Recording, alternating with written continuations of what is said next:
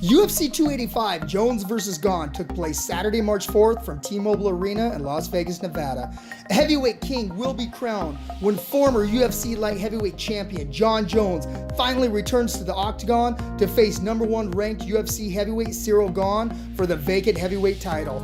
Let's talk Gane vs. Jones. The #1 ranked UFC heavyweight and former interim UFC heavyweight champion Cyril Gane, 11-1, fighting out of Paris, France, and is determined to become the undisputed heavyweight champion with a dominant performance over one of the greatest fighters the sport has ever seen in Jones.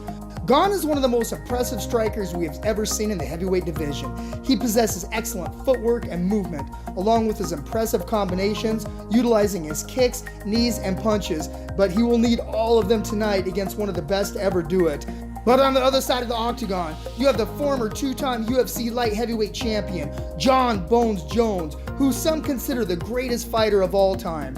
26-1, fighting out Albuquerque, New Mexico, and returns to the octagon after 3 years with plans to win the vacant heavyweight championship and begin his reign over the new weight class.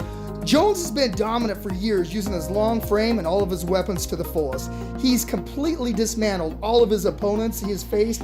Nobody's been able to solve the riddle of his brilliant but unorthodox style, and I can't wait.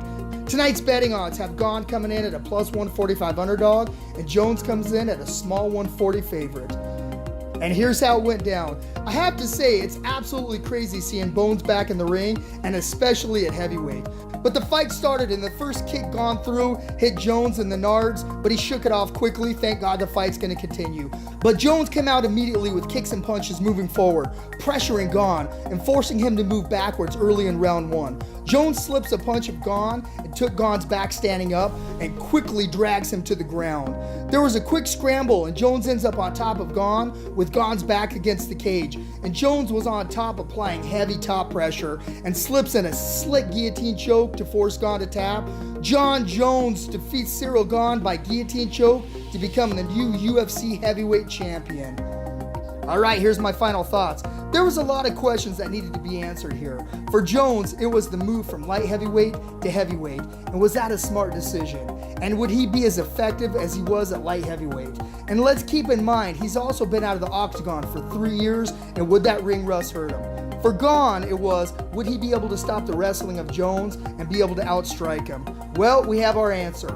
Although it was a small sample size, Jones looked fast and fought a very smart fight, showing off his impressive fight IQ. Bones came out and applied pressure immediately, moving forward, putting Gane on his heels early, not allowing him to set his feet and show off those incredible striking skills. And when Jones had his opportunity, he used his impressive head movement and moved right into showing off his wrestling skills and his slick grappling game, and showed the world why he is the new heavyweight champion and the greatest of all times. Alright, here's some quick stats on Jones. He is now 27-1, and that one loss he has is absolutely ridiculous for the foul he had with Matt Hamill years ago. He is now the new UFC heavyweight champion. He is also the former two-time UFC light heavyweight champion. He now has 10 wins by KO, 7 by submission. He has 10 combined title defenses. He holds the most title fight victories in the UFC at 14. He now holds wins over Daniel Cormier, Alexander Gustafsson, Shogun, and now Cyril Gane. Alright, what's next for Jones?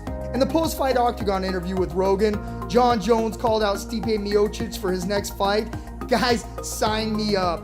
A cow and a lion, they feel the same emotions when they're fighting. They're both pumped up with adrenaline.